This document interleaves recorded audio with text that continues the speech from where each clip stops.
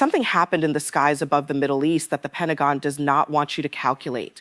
Israel's F-35s, the most expensive combat aircraft ever built, flew into an active war zone and came back without hitting a single intended target. Not because they were shot down, not because enemy fighters intercepted them, because Iran reached into their navigation computers from hundreds of kilometers away and fed them lies. And every bomb those aircraft dropped followed those lies with perfect precision straight into empty ground. This is not analysis from a think tank. This is what the mission debrief data shows. And right now, the governments in Tel Aviv and Washington are working hard to make sure that story never reaches you in full. If you want the analysis that mainstream coverage will not give you, hit subscribe and turn on notifications. This channel stays independent for one reason only: you. The F-35 is not just an aircraft. It is the physical embodiment of 30 years of American military investment. The United States spent over $400 billion developing it. Israel paid over $3 billion for its fleet alone. Every ally that bought this aircraft, Japan, South Korea, Poland, the UAE, bought it on one promise. That promise was dominance. The ability to fly anywhere, strike anything, and return home before the enemy even understood what happened. That promise just broke over Iranian airspace. To understand how Iran broke it, you need to understand one thing about the F-35 that Lockheed Martin's marketing never put in the brochure. Beneath all the stealth coding, all the sensor fusion, all the fifth-generation avionics, this aircraft navigates targets and delivers weapons using GPS. The global positioning system is not a feature on the F-35. It is the spine of everything the aircraft does. Navigation routes run on GPS. Weapons guidance runs on GPS. Weapons guidance runs on GPS. Formation coordination runs on GPS. Strike corridors are calculated on GPS. Pull GPS out and you do not have a degraded F-35. You have a $100 million aircraft whose pilot cannot fully trust where he is or where his weapons are going. Iran found the spine and Iran snapped it. The operation Iran executed was not jamming. Jamming is simple. Flood the GPS frequency with noise, alert the aircraft systems, force emergency protocols. Pilots know immediately something is wrong. Iran did something far more dangerous. Iran Spoofing means injecting false GPS signals into the receiver with enough precision that the aircraft registers nothing abnormal. Every system aboard continues operating normally. Navigation suite reads clean. Weapons computers calculate cleanly. The pilot sees no warning, no alarm, no indication of any problem. What he does not know is that every coordinate his aircraft is processing has been silently replaced with a carefully constructed lie. Iranian electronic warfare teams deployed a distributed network of mobile spoofing transmitters across western Iran, eastern Syria, and the Baika Valley in Lebanon. These platforms created an overlapping zone of corrupted GPS coverage extending deep into the operational airspace where Israeli F-35s were conducting strike missions. The network did not need to destroy anything. It only needed to move the truth by a few hundred meters consistently, invisibly, and at scale.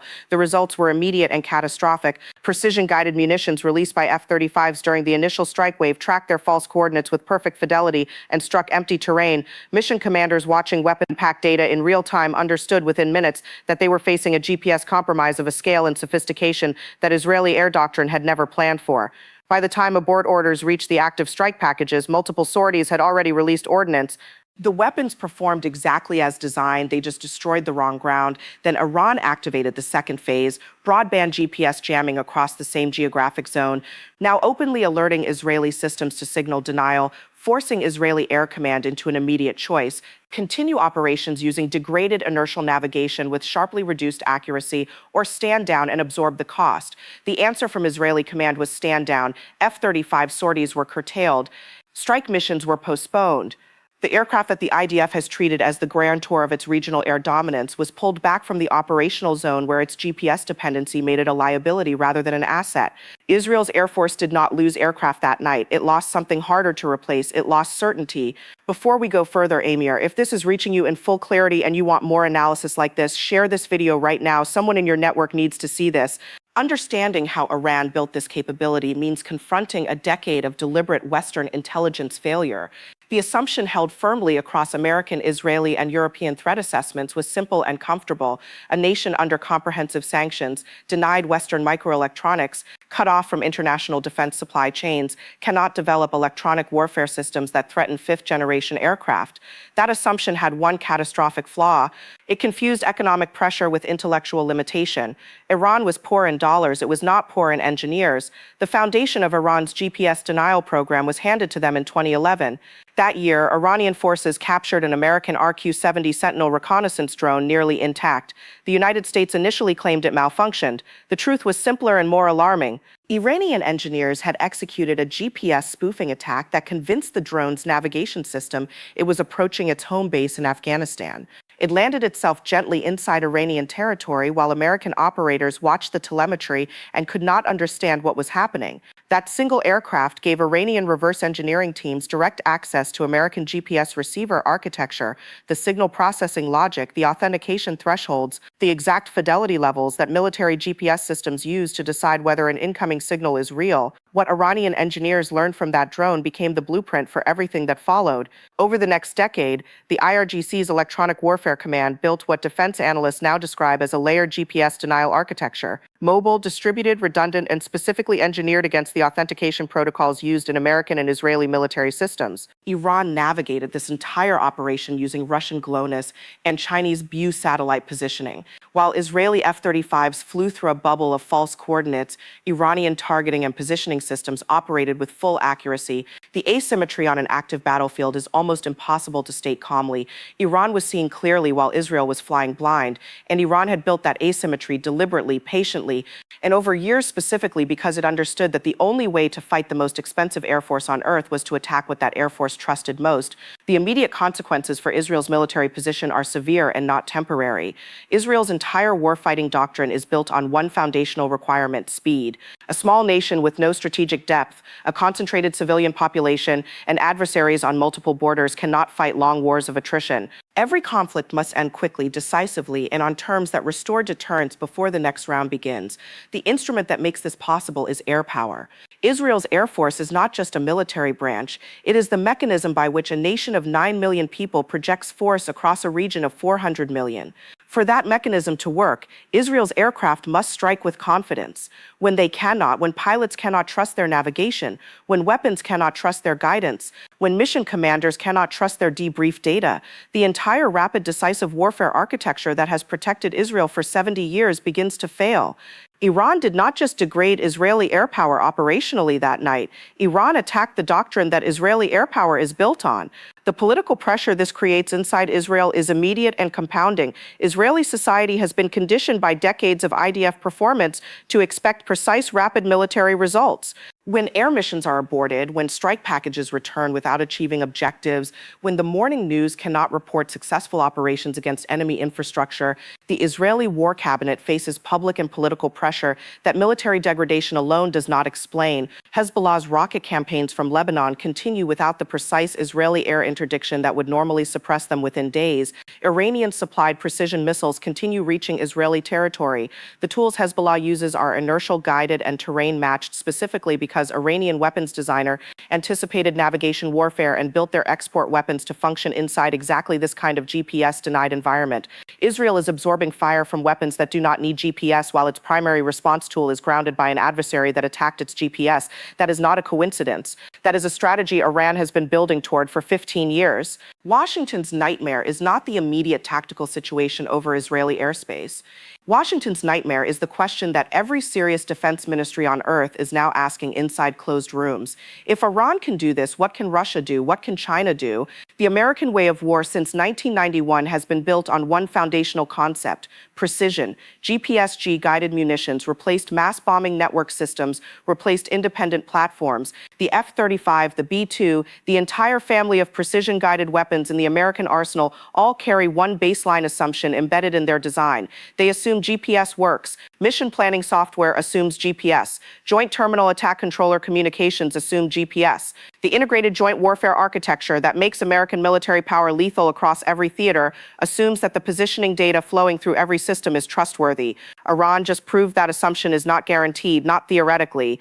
Operationally, against the most advanced aircraft the United States has ever exported to an ally in an active combat environment with results that forced a mission stand down, Russia has been developing GPS denial capability for years.